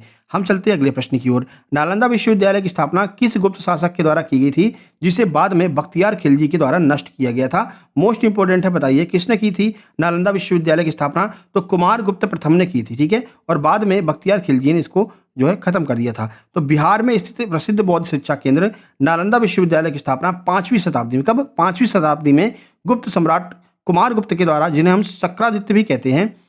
इसे महायान बौद्ध धर्म का ऑक्सफोर्ड भी कहा जाता है, ध्यान रखना, महायान बौद्ध धर्म का ऑक्सफोर्ड कहा जाता है। इसे 1193 ईस्वी में कुतुबुद्दीन ऐबक के सेनापति बख्तियार खिलजी ने जला करके नष्ट कर दिया था। किसको? जो आपका नालंदा विश्वविद्यालय है, ठीक है, इसको ऑक्सफोर्ड यूनिवर्सिटी कहते थे महायान शाखा का। चलो 34, पुष्यभूति या वर्धन वंश के महान शासक हर्षवर्धन की राजधानी कौन सी थी? तो हर्ष की राजधानी क्या थी? सही आंसर थानेश्वर और कन्नौज जो है वो हंस की राजधानी थी। इसको आप आराम से पढ़ लेना, ठीक है, वीडियो को पॉज करके पढ़ लेना। चलो 35 देखिए, और जो लोग नोट्स लेंगे उनको तो ये अभी नोट्स मिल जाएगा, तो आराम से आप जो है जब भी चाहें तब आराम से बैठ करके पढ़ सकते हैं, ठीक है। चलो हम बढ़ते हैं अगले प्रश्न की ओर। अगला प्रश्न है, शुंग कला का प्रसिद्ध केंद्र भरहूत स्तूप मध्य प्रदेश के किस जिले में स्थित है, जिसका पुनर्निर्माण शुंग काल में हुआ था? एमपी हिस्ट्री का प्रश्न है ना, एमपी जीके की हिस्ट्री का प्रश्न है, बताइए कहां पर है भरहूत स्तूप, कौन से जिले में? सही आंसर सतना जिले में। तो भरहूत जो स्तूप है वो मध्य प्रदेश के सतना जिले में है। इसकी खोज 1873 में अलेक्जेंडर करिंगन ने की थी। और आगे इसको आप पढ़ लेना। 36 देखिए, 36 नंबर, देखो अगर इसका एक्स्ट्रा फैक्ट भी पढ़ेंगे ना, वीडियो लगभग 1.5 घंटे की हो जाएगी, ठीक है, तो इसको आप पढ़ सकते हैं आराम से, वीडियो को रोक दीजिए, इसका डिटेल पढ़ लीजिए और आगे बढ़ लीजिए, क्या दिक्कत है ना। चलो 36, मध्य प्रदेश के विदिशा बेसनगर में स्थित प्रसिद्ध हेलियोडोरस स्तंभ, जिसे हम गरुड़ ध्वज कहते हैं, किस धर्म से संबंधित पहला अभिलेखी साक्ष्य माना जाता है? आइए देखते हैं, सही आंसर हो जाएगा भागवत या फिर वैष्णव धर्म से संबंधित है। जो हेलियोडोरस का स्तंभ लेख मिलता है वो भागवत या फिर वैष्णव धर्म से संबंधित है, ठीक है। तो भगवान वासुदेव के बारे में इसमें बताया गया है, आप आराम से इसको पढ़ सकते हैं। अगला प्रश्न देखिए 37 है, भारत के राष्ट्रीय प्रतीक में उत्कीर्ण शब्द सत्यमेव जयते किस उपनिषद से लिया है? अगर आप एग्जाम दे रहे हैं लगातार, चाहे एएसबी का चाहे रेलवे का, तो आपने ये प्रश्न कई बार देखा होगा एग्जाम्स में, है ना, तो ये मोस्ट इंपोर्टेंट प्रश्नों में से कह सकते हैं। सही आंसर हो जाएगा मुंडकोपनिषद। मुंडकोपनिषद में आपको सत्यमेव जयते देखने को मिल जाएगा। चलिए 38 देखिए, एमपी हिस्ट्री का प्रश्न है, मध्य प्रदेश के किस स्थान से सम्राट अशोक का गुर्जरा लघु शिलालेख प्राप्त हुआ? मोस्ट इंपोर्टेंट है, एमपीएसआई प्री में, एमपी पुलिस कांस्टेबल में, और इससे पहले जो आपका एग्जाम आबकारी का हुआ था, तीनों में ये प्रश्न पूछा गया, क्योंकि तीनों का एग्जाम एनालिसिस हमने करवाया था, है ना। तो गुर्जरा शिलालेख, जिसमें उनका नाम स्पष्ट रूप से अशोक लिखा मिलता है, ये गुर्जरा जो अभिलेख है ये कहाँ पर है? एमपी हिस्ट्री का प्रश्न है, तो ये दतिया से मिला हुआ है, ठीक है। तो दतिया में देखो 2 जगह, देखो सम्राट अशोक के अधिकांश अभिलेखों पर उन्हें देवनाम प्रियदर्शी कहा जाता है। देवनाम प्रियदर्शी का अर्थ है कि देवताओं का प्रिय, ठीक है। लेकिन मध्य प्रदेश के दतिया जिले में एक जो गुर्जरा और कर्नाटक अभिलेख है, इसमें मास्की नेट्टूर और ओडगोलम अभिलेख में उनका वास्तविक नाम क्या मिलता है? अशोक मिलता है। तो इतने अभिलेख हैं जिसमें अशोक मिलता है, और इनमें से एक अभिलेख जो गुजर्रा वाला है वो अपने दतिया में यानी कि एमपी में स्थित है, ठीक है भाई। आगे बढ़ते हैं 39, प्रसिद्ध संस्कृत कवि कालिदास, एक मिनट, कालिदास और खगोलविद बराहमिहिर किसके दरबार के नवरत्नों में शामिल थे? बताइए कालिदास और बराहमिहिर किसके नवरत्नों में शामिल थे? तो चंद्रगुप्त द्वितीय, जिन्हें हम विक्रमादित्य कहते हैं, इनके टाइम पर नवरत्न हुआ करते थे, और उसमें शामिल थे प्रसिद्ध संस्कृत कवि कालिदास और जो है बराहमिहिर। तो ऑप्शन सी सही हो जाएगा। गुप्त शासक चंद्रगुप्त द्वितीय के उज्जैन दरबार में 9 विद्वानों की एक मंडली रहती थी, जिन्हें नवरत्न कहा जाता था। इसमें महाकवि कालिदास, ज्योतिषाचार्य बराहमिहिर, अमर सिंह, धनवंतरी, शंकु, छड़पक, घटकर्पण, वरुरुचि और बेताल भट्ट शामिल थे। इन लोगों को मिलाकर के एक नवरत्न बनाई गई थी कमेटी, इसको हम कह सकते हैं। जैसे आजकल कमेटी बनती ना, उस टाइम पर ऐसे जो है समिति बनती थी। 40 नंबर देखिए, स्पीड को और तेज करेंगे क्योंकि 32 मिनट लगभग हो गए हैं और प्रश्न अभी 40 ही हो पाए हैं। यूनेस्को की विश्व धरोहर सूची में शामिल भीमबेटका की रॉक शेल्टर्स मध्य प्रदेश के किस जिले में है? तो रायसेन में, सबको पता है, और हर बार पूछी जाती है एमपीएसबी के एग्जाम्स में। यहाँ पर आप देख सकते हैं 1957-58 में देखो डॉक्टर विष्णु श्रीधर वाकड़कर के द्वारा इसकी खोज की गई थी, ठीक है। वाकड़कर ही ज़्यादातर पूछा जाता है। महात्मा बुद्ध के पूर्व जन्मों की काल्पनिक कथाओं का संग्रह क्या कहलाता है, जिसकी संख्या 550 है? 550 की संख्या है, क्या कहते हैं उसको हम कहते हैं जातक कथाएं, जिसमें महात्मा बुद्ध की पूर्व जन्म की कथाओं का वर्णन है, ठीक है। आगे बढ़ते हैं, इसका डिटेल आप आराम से पढ़ लेना। 42, प्रथम जैन संगीति का आयोजन लगभग 300 ईसा पूर्व में कहाँ पर किया गया था, जहां जैन धर्म 12 अंग, जो जैन ग्रंथ के 12 अंग हैं उनको संकलित किया गया था। बताइए, तो प्रथम जैन संगीति कहाँ पर हुई थी? डिटेल में सीधे आपसे यही प्रश्न पूछ रहे हैं। सही आंसर हो जाएगा पाटलिपुत्र में। प्रथम जैन संगीति पाटलिपुत्र में आयोजित की गई थी। और क्या हुआ था वो देख लो। तो मौर्य काल में पाटलिपुत्र बिहार में स्थूलभद्र की अध्यक्षता, अध्यक्ष कौन था? स्थूलभद्र था। ठीक है। इस संगीति में जैन धर्म का विभाजन हो गया। श्वेतांबर यानी सफेद वस्त्र पहनने वाले, दिगंबर यानी कि नग्न रहने वाले, इन दोनों में इनका विभाजन हो गया। प्रथम जैन संगीति आयोजित की गई थी। 43, वर्तमान भारत सरकार के द्वारा प्रयोग में लाए जाने वाले शक संवत की शुरुआत कनिष्क ने किस वर्ष की थी? तो अब आपसे शक संवत के बारे में पूछा जा रहा है। तो ऊपर ही बता दिया था हमने आपको, 78 एडी, 78 एडी में इसकी शुरुआत की गई थी। ठीक है। भारत सरकार के द्वारा कब अपनाया गया? तो 22 मार्च 1957 को राष्ट्रीय कैलेंडर के रूप में इसको अपनाया गया था। ये मोस्ट इंपोर्टेंट फैक्ट है, आपको ध्यान रखना है। हर इंपॉर्टेंट फैक्ट आपको इसमें मिल जाएंगे पीडीएफ में। ठीक है। 44 देखिए, तभी कह रहे हैं कि ये 100 प्रश्न आप कर लो तो एक भी प्रश्न आपका प्राचीन इतिहास का इससे बाहर तो नहीं जाएगा। ठीक है मेरे भाई, एमपीएसबी एप्टेक का ये गारंटी है। इसके बाद में आधुनिक करा देंगे, उसके मतलब कि इसके बाद में मेडिवल करा देंगे, उसके बाद में आधुनिक करा देंगे। इसी तरह से हम आपकी हिस्ट्री के साथ में फिर उसके बाद में पॉलिटी भी कवर कर लेंगे टॉप 100 में, और पॉलिटी के बाद में ज्योग्राफी भी कवर कर देंगे और इकोनॉमिक्स भी कवर कर देंगे। ठीक है ना। तो ये पूरा एक सिस्टम आपका जीके जीएस एमपी के कवर हो जाएगा। एमपी जीके आपकी लगभग समान रूप से चली रही है। कल टॉप 100 हमने एमपी जीके की अपलोड कर दी थी। ठीक है, उसको भी आप लोग देख लेना। इसमें हमने महल तो नहीं, शायद मकबरे और नदियाँ वगैरह कुछ कवर किए हैं। कल देख लेना, कल वाली वीडियो जो भी है, मकबरे वगैरह कवर किए हैं कल। मेले और मकबरे कल कवर कर लिए हैं। ठीक है। चलो, दिल्ली की कुतुब मीनार परिसर में स्थित मेहरौली का स्तंभ लेख वैज्ञानिक दृष्टि से जंग न लगने के कारण प्रसिद्ध है। ये किस राजा से संबंधित है? मेहरौली का अभिलेख बताइए, ये किस राजा ने बनवाया था? 4 ऑप्शन आपके सामने हैं, जल्दी से आंसर बता दीजिए। मेहरौली अभिलेख किसके द्वारा बनवाया गया था? इसका तो आंसर भैया कमेंट बॉक्स में जल्दी से कमेंट कर दो भैया। ठीक है, सही आंसर हो जाएगा ऑप्शन बी, चंद्रगुप्त द्वितीय। चंद्रगुप्त द्वितीय के द्वारा निर्माण इसका करवाया गया था। आराम से इसको आप रुक करके पढ़ सकते हैं। हम बढ़ते हैं आगे प्रश्न नंबर 45 की ओर। सिंधु घाटी सभ्यता का प्रसिद्ध बंदरगाह लोथल किस नदी के तट पर स्थित है? मोस्ट इंपोर्टेंट है, अभी एमपी आबकारी में पूछा गया है। आइए आंसर देखते हैं। तो यह है भोगवा नदी। भोगवा नदी, यहाँ से प्रश्न जरूर बनेगा।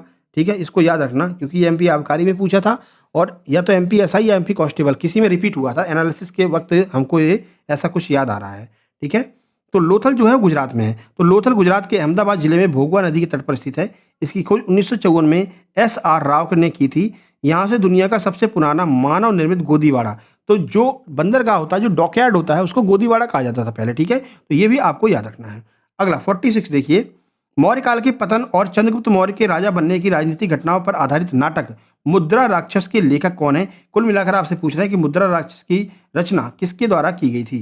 सही answer option A, Vishakhadatta के द्वारा की गई थी। और आपको ध्यान होगा, हिंदी के प्रसिद्ध 100 लेखक और उनकी रचनाएं ऑलरेडी हम टॉप 100 में करवा चुके हैं। हिंदी के 100 प्रसिद्ध लेखक एवं उनकी रचनाएं टॉप 100 सीरीज में करवा चुके हैं।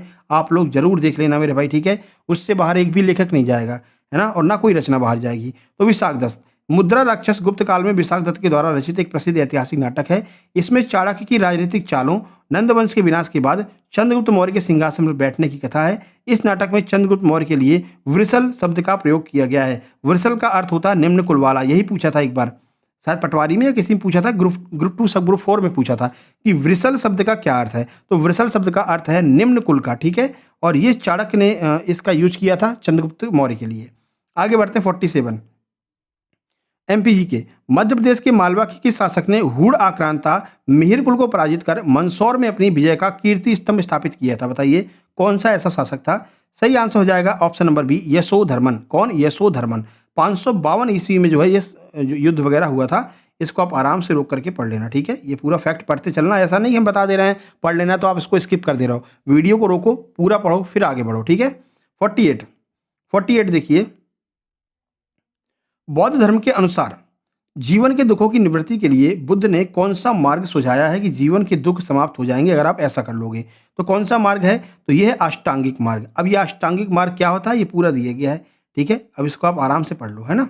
आगे बढ़ते हैं हम 49 की ओर। जैन धर्म के पंच महाव्रत में 5वां व्रत ब्रह्मचर्य किसने जोड़ा था? जबकि पहले 4 व्रत जो हैं वो पार्श्वनाथ ने जोड़े थे। तो 4 व्रत किसने जोड़े थे? पार्श्वनाथ ने। 5वां व्रत जो है जिसे हम ब्रह्मचर्य कहते हैं, ये किसने जोड़ा था? तो ये जोड़ा था महावीर स्वामी ने, जो कि 23वें तीर्थंकर पार्श्वनाथ ने 4 जोड़े थे, और 24वें तीर्थंकर महावीर स्वामी ने 5वां और अत्यंत महत्वपूर्ण जो है कौन सा? ब्रह्मचर्य जोड़ दिया था, जिसके बाद इसको पंच महाव्रत कहलाया जाता है। 50 देखिए, अपनी हाफ सेंचुरी होती है, आधे वीडियो पर पहुंच चुके हैं। 50 प्रश्न और करने हैं, स्पीड को थोड़ा सा तेज करेंगे, है ना। 35 मिनट के आसपास हो गया है। यूनानी लेखक मेगास्थनीज ने अपनी पुस्तिका इंडिका में मौर्यकालीन भारतीय समाज को कितने वर्गों में बांटा है? तो 7 वर्गों में जो है मेगास्थनीज ने बांटा है। ये पूरी डिटेल यहाँ पर दी गई है। चलो 51 देखिए, दक्षिण भारत के सातवाहन राजाओं ने अपने व्यापार और लेन देन के लिए मुख्य रूप से किस धातु के सिक्के चलाए थे? यानी कि जो आपके सातवाहन राजा थे, उन्होंने किस धातु के सिक्के चलाए थे? सही आंसर पोटीन और सीसा के। किसके? पोटीन और सीसा के सिक्के चलवाए थे। ऑप्शन सी हो जाएगा। आराम से ये पूरा आप पढ़ लीजिएगा। चलो 52, कलिंग ओडिशा के चेदी वंश के किस प्रतापी राजा का हाथी गुम्फा अभिलेख बिना तिथि का एक महत्वपूर्ण अभिलेख माना जाता है? बताइए। यानी हाथी गुम्फा अभिलेख किसका है, ये पूछा जा रहा है आपसे। तो ये खारवेल का अभिलेख है, हाथी गुम्फा अभिलेख। ठीक है, खारवेल ने इसको निर्मित करवाया था। ये भी आपको पूरा डिटेल पढ़ लेना है। ये आपको दिखाई दे रहा है।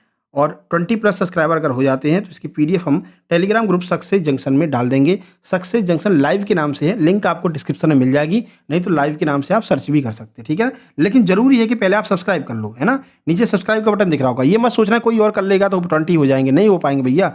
जब तक तुम खुद नहीं करोगे तो दूसरा क्यों करेगा, है ना। तो जल्दी से सब्सक्राइब कर लो, जैसे ही 20+ होते हैं इसकी पीडीएफ डल जाएगी। नहीं तो इसकी पीडीएफ अभी सीधे नोट्स ग्रुप में जाने वाली है। जिन लोगों ने नोट्स लिया है ग्रुप में शामिल हैं, लगभग 350 मेंबर्स में शामिल हो चुके हैं। आप भी शामिल हो सकते हैं। कैसे हो सकते हो हमने आपको बता दिया है। ठीक है ना। चलिए, बाकी जो 3 दिन पहले वीडियो बनाई थी उस पर 20 सब्सक्राइबर हो गए हैं, उसकी पीडीएफ अभी डाल दी जाएगी। 53 नंबर देखिए, ऋग्वैदिक काल की सबसे पवित्र नदी कौन सी थी जिसे नदी तमा नदियों में उत्तम माना जाता है? बताओ। तो ऋग्वैदिक काल की सबसे पवित्र नदी कौन सी है, ये पूछा जा रहा है। नदी तमा भी इसको हम कहते हैं। तो ये है सरस्वती नदी। कौन सी नदी? सरस्वती नदी। ऑप्शन बी आपका आंसर हो जाएगा। इसे नदी तमा, माते तमा और देवी तमा भी कहा जाता है। ये बन सकता है, प्रश्न कठिन बनाएंगे जब, या फिर डिप्टी जेलर के एग्जाम में प्रश्न बन सकता है। भैया नदी तमा, देवी तमा और माते तमा कौन सी नदी को कहते हैं? सरस्वती नदी को कहते हैं। ठीक है, ध्यान रखना है। चलो और ये सरस्वती नदी गंगा यमुना के साथ में कहाँ पर मिलती है, कौन से शहर में मिलती है, वो आप कमेंट बॉक्स में कमेंट करके बताएंगे। अभी महाकुंभ का आयोजन वहाँ पर किया गया था। कौन सा ऐसा शहर है, जल्दी से बता दीजिए कमेंट बॉक्स में कमेंट करके। चलो 54, सम्राट अशोक ने अपने राज्याभिषेक के 13वें वर्ष में समाज में नैतिक मूल्यों और धर्म के प्रचार के लिए किस नए अधिकारी वर्ग की नियुक्ति की थी? मोस्ट इंपोर्टेंट बताइए। तो कौन से वर्ग की नियुक्ति की थी, कौन से अधिकारी वर्ग की? सही आंसर है धम्म महामात्य। धम्म महामात्य की स्थापना की थी। पूरा डिटेल पढ़ के जाना भैया। चलो 55, सिंधु घाटी सभ्यता का कौन सा एकमात्र नगर 3 भागों किला, मध्यनगर, निचला नगर में विभाजित था और जहां से उन्नत जल प्रबंधन के साक्ष्य मिले हैं? कौन सा शहर है? तो ये है धौलावीरा। कौन सा? धौलावीरा। अच्छे से देख लो। ठीक है, ये रहा डिटेल उसका। 56 देखिए, शुंग राजा पुष्यमित्र शुंग द्वारा करवाए गए 2 प्रसिद्ध अश्वमेध यज्ञ मुख्य पुरोहित कौन थे उसके? तो अभी बताया था पतंजलि उनके कौन थे? मुख्य पुरोहित थे। आगे बढ़ते हैं। 57, प्राचीन भारत की किस नास्तिक दार्शनिक प्रणाली को लोकायत यानी कि लोकों में प्रचलित भी कहा जाता है, जो पूरी तरह भौतिकवादी है? बताइए कौन सी है, कौन सी दर्शन है? सही हो जाएगा चारवाक दर्शन। चारवाक दर्शन मोस्ट इंपोर्टेंट है, पूछा जाता है। ये रहा डिटेल, अच्छे से पढ़ लेना। आगे बढ़ते हैं। 58, अजंता की गुफाओं के समकालीन जो गुप्तकालीन गुफाएं हैं, अजंता की गुफाओं के समकालीन गुप्तकालीन बाघ की गुफाएं मध्य प्रदेश के किस जिले में है? एमपी हिस्ट्री का प्रश्न है, स्टैटिक जीके भी कह सकते हैं। सही आंसर हो जाएगा धार जिले में। कौन से जिले में? धार जिले में पाई जाती हैं। चलिए, सिंधु घाटी सभ्यता का सबसे विशाल सार्वजनिक भवन विशाल स्नानागार, बताइए द ग्रेट बाथ किस पुरातत्व स्थल से प्राप्त हुआ है? कहाँ से विशाल स्नानागार प्राप्त हुआ है? सही आंसर हो जाएगा मोहनजोदड़ो से। मोहनजोदड़ो से विशाल स्नानागार अन्नागार प्राप्त हुआ है। आगे बढ़ते हैं। अब किसने खोजा था, कैसे खोजा था, ये पूरा यहाँ पर दिया गया, अच्छे से पढ़ लेना है ना। समुद्रगुप्त की माता कुमार देवी किस प्रसिद्ध महाजनपद वंश की राजकुमारी थी, जिसके कारण समुद्रगुप्त को गर्व से लिच्छवी दौहित्र कहा जाता था? तो पहली बात, किसको लिच्छवी दौहित्र कहते हैं? समुद्रगुप्त को कहते हैं। नेपोलियन किसे कहते हैं? समुद्रगुप्त को कहते हैं। क्यों कहा जाता है? तो बताइए कहाँ की वो राजकुमारी थी? सही आंसर हो जाएगा लिच्छवी गणराज्य। लिच्छवी गणराज्य या फिर वज्जी संघ की वो राजकुमारी थी और उनका ये पुत्र था, इसलिए इसको क्या कहते थे? लिच्छवी दौहित्र भी कहते थे। आगे बढ़ते हैं। 61 नंबर देखिए, 61 नंबर है मध्य प्रदेश, एमपी हिस्ट्री का। मध्य प्रदेश के मालवा में परमार वंश के किस प्रतापी राजा ने अपनी राजधानी धार को बनाया और चिकित्सा, खगोल, वास्तुकला पर सम्रांगण, कौन सा? सम्रांगण सूत्रधार नामक ग्रंथ लिखा था? ये प्रश्न बनेगा भैया, कठिन प्रश्न है। सम्रांगण सूत्रधार किसके द्वारा लिखा गया था? तो राजा भोज के द्वारा लिखा गया था। मोस्ट इंपोर्टेंट है। ठीक है, धार को इन्होंने अपनी राजधानी बनाया था। आगे बढ़ते हैं।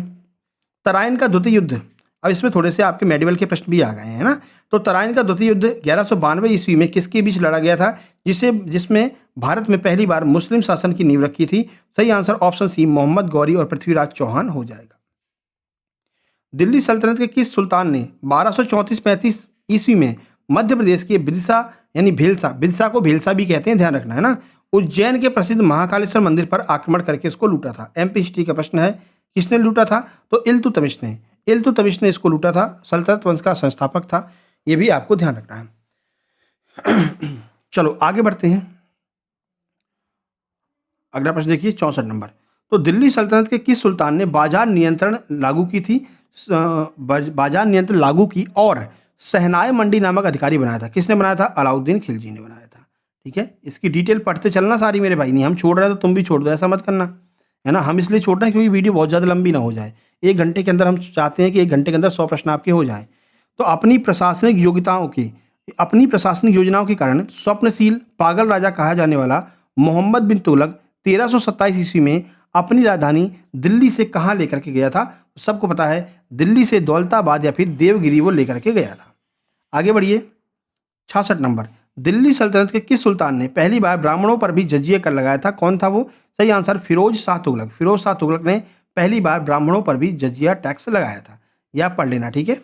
67 नंबर देखिए, मध्य प्रदेश की सीमा से सटे उत्तर प्रदेश के प्रसिद्ध ऐतिहासिक शहर आगरा की स्थापना 1504 ईस्वी में किस लोधी सुल्तान ने की थी? सबको पता है सिकंदर लोधी ने की थी, लेकिन इतना अगर डिटेल दे करके आपको बताएंगे तो ये मान के चलना कि इतना एग्जाम प्रेशर रहता है कि दिमाग कंफ्यूज हो जाता है ना। आपसे अगर डायरेक्ट पूछ ले आगरा की स्थापना किसने की, आप कह देंगे सिकंदर लोधी ने। लेकिन अगर आपसे कहें भैया मध्य प्रदेश की सीमा से सटा उत्तर प्रदेश का प्रसिद्ध ऐतिहासिक शहर है आगरा, इसकी स्थापना 1504 में किसने की थी, अब बताओ। तो पढ़ने में ही तुम्हारा दिमाग कंफ्यूज हो जाएगा, फिर तुम गलत आंसर लगा करके आ जाओगे। यही एक स्ट्रेटजी रहती है बड़े प्रश्नों की, है ना। तो उसकी भी तैयारी आप करते चलो हमारे साथ में, इस हिसाब से आपकी हम प्रैक्टिस करवाएंगे कि हर तरह से आपको परिपक्व कर देंगे। चलो सिकंदर लोधी आंसर हो जाएगा।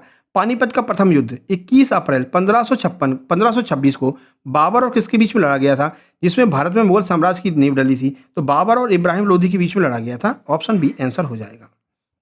आगे बढ़ते हैं 69।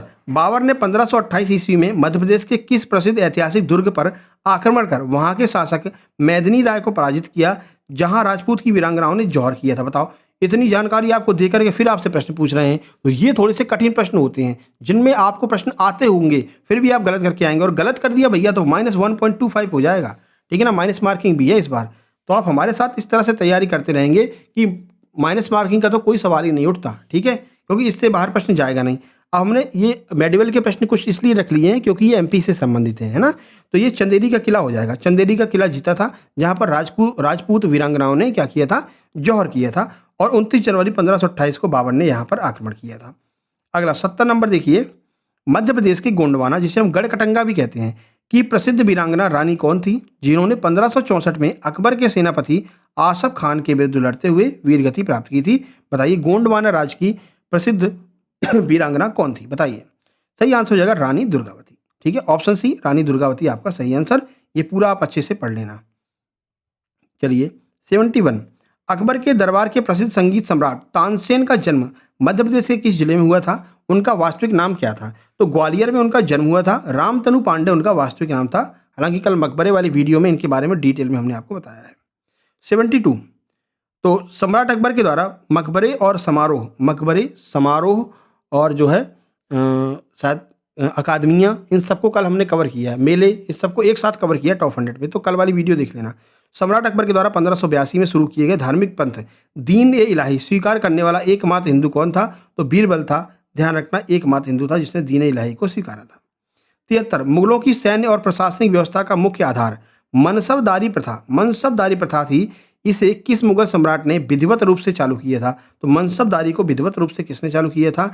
ये किया था अकबर ने, ठीक है। तो अपने शासनकाल के 11वें वर्ष में मंगोल सैन्य व्यवस्था से जो है प्रभावित होकर के मनसबदारी प्रथा चालू की थी। ये पूरा पढ़ना। इसमें जात जो है, वेतन और सवार घुड़सवारों की संख्या रखनी होती थी, ये सब इसमें दिया गया है। 74 देखिए, दक्षिण भारत के प्रसिद्ध विजयनगर साम्राज्य के किस महान शासक ने तेलुगु भाषा में आमुक्तमाल्यद नामक सुप्रसिद्ध ग्रंथ की रचना की थी? मोस्ट इंपोर्टेंट है, पूछा जाता है आमुक्तमाल्यद की रचना किसने की थी? कृष्णदेव राय ने की थी, ठीक है। 75 देखिए, प्रसिद्ध विदेशी यात्री इब्न बतूता मोरक्को से भारत आया था। उसने अपनी पुस्तक किताबुल रहला में किस सुल्तान के काल का वर्णन किया है? देखो बड़े बड़े प्रश्न है ना, डायरेक्ट पूछते हैं कि भाई किताबुल हिंद किसने लिखी, तो आप तुरंत बता देते किताबुल रहला किसने लिखी, आप बता देते मोरक्को से आया था, इब्न बतूता लिखी थी। लेकिन पूरा डिटेल दे करके फिर आपसे प्रश्न पूछेगा तो ये आपको थोड़ा सा कंफ्यूज करने के लिए ऐसे प्रश्न आते हैं, और ऐसे हुबहू प्रश्न हम आपको आंसर की से छांट करके ले आए हैं। ठीक है, सही आंसर आपका हो जाएगा मोहम्मद बिन तुगलक के टाइम पर मोरक्को से आया था इब्न बतूता। आगे बढ़िए 76 खड़ी बोली, सितार और तबला के आविष्कार का श्रेय जो है वो किसे दिया जाता है? जिन्हें तूतिए हिंद, भारत का तोता भी कहते हैं, ये किसको कहते हैं? अमीर खुसरो को कहते हैं। आगे बढ़ते हैं 77 दिल्ली सल्तनत को समाप्त कर सूर्यवंश की स्थापना करने वाला सम्राट शेर शाह सूरी का प्रसिद्ध मकबरा कहाँ पर स्थित है? ये सासाराम बिहार में शेर शाह सूरी का मकबरा स्थित है। ठीक है, सूर्यवंश की स्थापना की थी, ध्यान रखना है आपको। हुमायूं को इसने हराया था 2 बार। अगला 78 किस मुगल सम्राट ने 1564 ईस्वी में अकबर के द्वारा समाप्त किए गए धार्मिक कर जजिया को 1679 ईस्वी में पुनः लागू कर दिया था? किसने किया था? तो औरंगजेब ने किया था, ध्यान रखना है। आगे बढ़िए 79 गुजरात विजय 1572-73 ईस्वी में के उपलक्ष्य में सम्राट अकबर के द्वारा फतेहपुर सीकरी में बनाया गया बुलंद दरवाजा किस वास्तुकला का हिस्सा है? मोस्ट इंपोर्टेंट है, बताइए किस वास्तुकला में बना है? तो ये बना है जामा मस्जिद की वास्तुकला में बना है। कौन सा? बुलंद दरवाजा। सम्राट अकबर ने गुजरात विजय के बाद में समुद्र पहली बार गुजरात में देखा था, उसी विजय के उपलक्ष्य में इन्होंने बुलंद दरवाजा बनवाया था। 80 देखिए किस मुगल सम्राट के शासनकाल को मुगल चित्रकला का स्वर्ण युग कहा जाता है? जिसके दरबार में उस्ताद मंसूर जैसे चित्रकार रहा करते थे। किसको कहते हैं? अकबर, जहांगीर, हुमायूं। सही आंसर हो जाएगा जहांगीर। ठीक है, ऑप्शन बी जहांगीर का जो काल है वो चित्रकला का जो है स्वर्ण युग कहते हैं इसको। 81 मध्य प्रदेश के बुंदेलखंड एमपी हिस्ट्री मध्य प्रदेश के बुंदेलखंड क्षेत्र के उस प्रतापी राजा का नाम क्या है जिन्होंने औरंगजेब की धार्मिक नीतियों के खिलाफ विद्रोह किया, छत्रपति शिवाजी महाराज की प्रेरणा से स्वतंत्र बुंदेला राज्य स्थापित किया था? बताइए कौन थे वो? तो वो थे छत्रसाल बुंदेला। कौन थे? छत्रसाल बुंदेला। आगे बढ़िए, ये रहा प्रश्न नंबर 82 प्रसिद्ध मध्यकालीन संत कबीरदास किसके समकालीन थे और उनके उपदेशों का संकलन किस नाम से जाना जाता है? तो सिकंदर लोदी के समकालीन थे और उनके उपदेशों के जो संकलन है उसको हम बीजक नाम से जानते हैं। क्या कहते हैं? बीजक कहते हैं। ठीक है, चलिए अब आगे आपको लगभग 16 प्रश्न ऐसे मिलेंगे जो बहुत ज़्यादा टफ लेवल के होंगे, डिप्टी जेलर वालों के लिए महत्वपूर्ण होंगे। बाबर और मेवाड़ के शासक राणा सांगा के बीच 1527 ईस्वी में कौन सा युद्ध लड़ा गया था जिसमें बाबर ने जिहाद का नारा दिया, विजय के बाद गाजी की उपाधि धारण की? बताओ, कितना सारा डिटेल आपको दे दिया है, फिर आपसे प्रश्न पूछ रहा है। तो ऐसे प्रश्नों के लिए आपको तैयार रहना पड़ेगा, है ना। ये प्रश्न थोड़े से आपको कंफ्यूज करेंगे, थोड़े से आपको माइनस मार्किंग की ओर लेकर के जाएंगे। लेकिन आप अगर इस तरह से हमारे साथ में बने रहेंगे, तैयारी करते रहेंगे, प्रैक्टिस करते रहेंगे, नोट्स लेकर के इन सबको कवर करते रहेंगे, तो ये आपके लिए बहुत ही सरल प्रश्न बन जाएंगे। तो खानवा का वो युद्ध था जिसमें ये सारी घटनाएं हुई थी, गाजी की उपाधि धारण की थी। ठीक है, ये सब आपको याद कर लेना, जिहाद का नारा दिया था। 84 दिल्ली सल्तनत में कृषि के विकास के लिए एक नए विभाग दीवाने अमीर कोही की स्थापना किस सुल्तान ने की थी? तो मोहम्मद बिन तुगलक ने दीवाने अमीर कोही की स्थापना की थी। कृषि से संबंधित है, ये भी पूछा जाता है। अगला, पानीपत का द्वितीय युद्ध 5 नवंबर 1556 को अकबर सेनापति बैरम खान था और किसके बीच में लड़ा गया था? कह रहे हैं पानीपत का द्वितीय युद्ध जो है वो अकबर और किसके बीच में लड़ा गया था? सही आंसर हो जाएगा हेमू, या फिर हेमू कहते हैं इसको, हेमचंद विक्रमादित्य भी कहते हैं। तो हेमचंद विक्रमादित्य के और अकबर के बीच में पानीपत का द्वितीय युद्ध हुआ था। अकबर की तरफ से कौन लड़ रहा था? बैरम खान लड़ रहा था। 86 ऋग्वैदिक काल में आर्यों की सबसे प्राचीन जनसभा परिषद कौन सी थी जिसमें सैन्य, धार्मिक और वैचारिक दोनों कार्य होते थे तथा महिलाएं भी भाग लेती थी? तो उसको हम बिदत कहते थे। क्या कहते थे? बिदत कहते थे। अब ये कठिन प्रश्न यहाँ से शुरू हो जाएंगे, तो छोड़ करके मत भाग जाना, है ना। पूरी वीडियो को देखना मेरे भाई। तो इसका आंसर हो जाएगा विदत। आगे बढ़ते हैं, ये पूरा आपको पढ़ना है आराम से, ठीक है। अगर इतना डिटेल में पढ़ लोगे, मैं फिर से कह रहा हूँ, एक भी प्रश्न आपका प्राचीन से बाहर नहीं जाने वाला, ठीक है ना। कितना भी कठिन प्रश्न पूछ ले इसी वीडियो से आ जाएगा। चलो, सैंधव सभ्यता के किस प्रमुख नगर से एक मिट्टी के पत्थर मटके पर उत्कीर्ण चालाक लोमड़ी और कौवे का साक्ष्य मिला है जिसकी तुलना पंचतंत्र की कथा से की गई है? अब बताओ कहाँ से मिला है ये? कालीबंगा, लोथल, चंदूहड़ो या फिर बनावली? तो सही आंसर हो जाएगा लोथल। लोथल में क्या है? गोदीवाड़ा है, पहला गोदीवाड़ा यानी कि बंदरगाह डॉकयार्ड लोथल में ही देखने को मिलता है। ये पूरा डिटेल है, पढ़ लेना। 88 मध्य प्रदेश के मालवा के ओलिवर राजवंश के किस शासक के रिस्थल अभिलेख में यह ज्ञात होता है कि उन्होंने क्रूर हूण शासक तोरमाल को पराजित किया था? बताइए कौन से शासक थे वो, और इन्होंने रिस्थल नामक अभिलेख भी लिखा है, बताइए कौन थे वो? सही आंसर हो जाएगा प्रकाश धर्मन। प्रकाश धर्मन का कहना भैया कि हमने जो है हूण शासक जो है तोरमाल को पराजित किया था। तो ये पूरा डिटेल दिया गया। 1983 में मंदसौर में ये मिला था। चलिए 89 देखिए, मौर्य प्रशासन में दीवान न्यायालय के मुख्य न्यायाधीश को निम्नलिखित में से क्या कहा जाता था? तो मौर्य शासन में दीवान न्यायालय के मुख्य न्यायाधीश को क्या कहते थे? व्यवहारिक कहते थे। जैसे आज सीजीआई कहते हैं, चीफ जस्टिस ऑफ इंडिया, तब कहते थे व्यवहारिक। ठीक है। चलो 90, बौद्ध धर्म की किस संगीति में वैचारिक मतभेदों के कारण भिक्षु संघ पहली बार स्थविर और महासांगिक नामक दो संप्रदायों में विभाजित हुआ था? अब लोग जैन धर्म का तो सबको पता था, बौद्धयान मतलब हीनयान और बौद्धयान में विभाजित हुआ था, लेकिन भैया बौद्ध धर्म भी विभाजित हुआ था और दो उसमें विभाजित हुआ था संघ में। कौन सा था? स्थविर था और महासांगिक था। अब बता रहे हैं, बताइए कि वो कौन सी संगीति थी? 4 ऑप्शन आपके सामने, सही आंसर द्वितीय बौद्ध संगीति हो जाएगा। कौन सा? द्वितीय बौद्ध संगीति में ये विभाजन हुआ था। 91 देखिए, गुप्त काल में आयुर्वेद और चिकित्सा विज्ञान के क्षेत्र में पशुओं विशेषकर हाथियों की चिकित्सा पर लिखे गए प्रसिद्ध ग्रंथ हस्तायुर्वेद की रचयिता कौन है? बताइए, हस्तायुर्वेद की रचना किसने की थी? बताओ। इतना डिटेल में प्रश्न कौन पढ़ाएगा? कोई भी नहीं पढ़ाएगा तुमको। ठीक है ना, ध्यान से देख लो। मेंस का प्रश्न है, एमपीएसआई मेंस का अभी एग्जाम हुआ है, ऐसे प्रश्न पूछेगा मेंस में। ठीक है ना, पीएससी मेंस का प्रश्न है। ठीक है, तो एमपीएसआई पीएससी मेंस के प्रश्न भी हम आपके लेकर के आ रहे हैं। इससे ज़्यादा मेहनत और कौन करेगा भैया, है ना। फिर भी आप लोग ना तो लाइक करते हो और ना कमेंट करते हो। तो अगर हमारी मेहनत पसंद आ रही हो तो जल्दी से प्यारा सा कमेंट कर दो, जिससे कि हमको ऊर्जा मिल सके। चैनल को सब्सक्राइब कर लेना। जब 20 सब्सक्राइबर हो जाएंगे इस वीडियो पर, तभी आपको ये पीडीएफ मिलेगी। हम आपसे फिर से निवेदन कर रहे हैं। ठीक है, चलो। तो किसने, बताओ, हाथी के लिए आयुर्वेद की स्थापना किसने की थी? तो ये की थी पाल काप्य ने। किसने? पाल काप्य ने। पूरा डिटेल दिया गया, पूरा डिटेल पढ़ के जाना है ना। भाई ऐसा तो है नहीं कि जानवर बीमार नहीं होते थे, जानवर बीमार होते थे, घोड़े हाथी, उसके लिए आयुर्वेद की स्थापना की थी, आयुर्वेद की रचना की थी। 92, गुप्तकालीन भूमि अभिलेखों और दान पत्रों में भूमि की माप के लिए प्रयुक्त शब्द कुल्यावाप और द्रोणावाप, इसका वास्तविक तात्पर्य क्या है? इसका क्या अर्थ होता है? ये भी एमपीपीएससी मेंस का है। बताइए। सही आंसर हो जाएगा कुल्यावाप। और जो आपको एक और दिया गया है, इसका अर्थ क्या है? तो बीज के परिमाप के आधार पर भूमि माप की इकाइयाँ, ठीक है, और बंगाल और मध्य भारत से प्राप्त गुप्त अभिलेखों में भूमि माप के पैमाने मिलते हैं। कुल्या और द्रोण अनाज मापने के बर्तन थे, जिनकी भूमि को बोने के लिए कुल्या बीज की आवश्यकता होती थी, उसे कुल्यावाप कहा जाता था। जहां द्रोण बीज लगता था उसे द्रोणावाप कहते थे। यानी कुल मिलाकर के बीज हुआ करते थे कुल्या और द्रोणा। इनको मापने के लिए एक बर्तन बनाया जाता था, जिसको कुल्यावाप और द्रोणावाप कहते थे। बस इतना आपको याद रखना है। ठीक है, चलो 93। भाग मत जाना भैया, कठिन प्रश्न देख करके फिर से आपसे कह रहे हैं। ऐसा नहीं कि फॉरेस्ट में जेल पैरी में कठिन प्रश्न नहीं आते, है ना। ये प्लस वाले रहेंगे, ये आपको दूसरों से आगे करेंगे। ठीक है ना। चलो, संगमकालीन तमिल साहित्य का इलियाड कहा जाने वाला सुप्रसिद्ध महाकाव्य शिल्पकाधिकारम के लेखक कौन है, जिसमें कोलवन और कगड़ी की प्रेम कथा का वर्णन है? बताइए, किसने शिल्पाधिकारम की रचना की थी? तो ये की थी इलंगो आदिगल ने। किसने? इलंगो आदिगल ने। पूरा डिटेल पढ़ लेना। आगे बढ़ते हैं, ये मेंस के प्रश्न हैं, एमपीएसआई मेंस के। तो डिप्टी जेलर और वन रक्षक फॉरेस्ट गार्ड सबके लिए महत्वपूर्ण है। मगध के किस हर्यक वंशीय शासक ने वज्जी संघ के विरुद्ध ऐतिहासिक युद्ध में पहली बार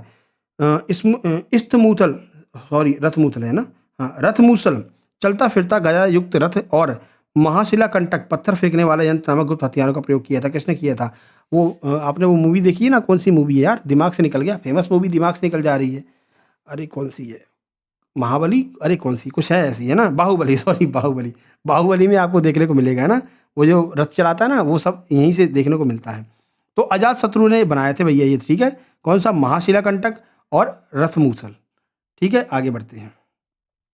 95, मध्य प्रदेश के रीवा जिले में स्थित मौर्यकालीन बौद्ध स्थल देउर कोठार की खोज वर्ष 1982 में किसके द्वारा की गई थी, जहां से प्रस्तर स्तूप और मौर्यकालीन ब्राह्मी लेख मिलते हैं? किसने खोज की थी? पीके मिश्रा ने खोज की थी। आराम से देख लेना, एमपी से संबंधित है तो आपके लिए महत्वपूर्ण है। ठीक है ना, पूरा पढ़ना, इसको छोड़ना नहीं। 96, जैन धर्म के वास्तविक और सबसे प्राचीन प्रमाणिक धार्मिक ग्रंथों को क्या कहा जाता है, जिनकी संख्या 14 थी और महावीर स्वामी के आने से पहले ही अस्तित्व में थे? महावीर स्वामी से पहले ही अस्तित्व थे। उन ग्रंथों को क्या कहते हैं? कितने थे? तो वो थे कितने? 14 थे। ठीक है ना, 14 पूर्व के नाम से इसको जाना जाता है, क्योंकि ये पहले से ही थे, तो 14 पूर्व के नाम से इनको जानते हैं। 97, गुप्तकाल और मौर्योत्तर काल के प्रशासनिक एवं भूमि अभिलेखों में प्रयुक्त शब्द विष्टि का वास्तविक अर्थ निम्नलिखित में से क्या है?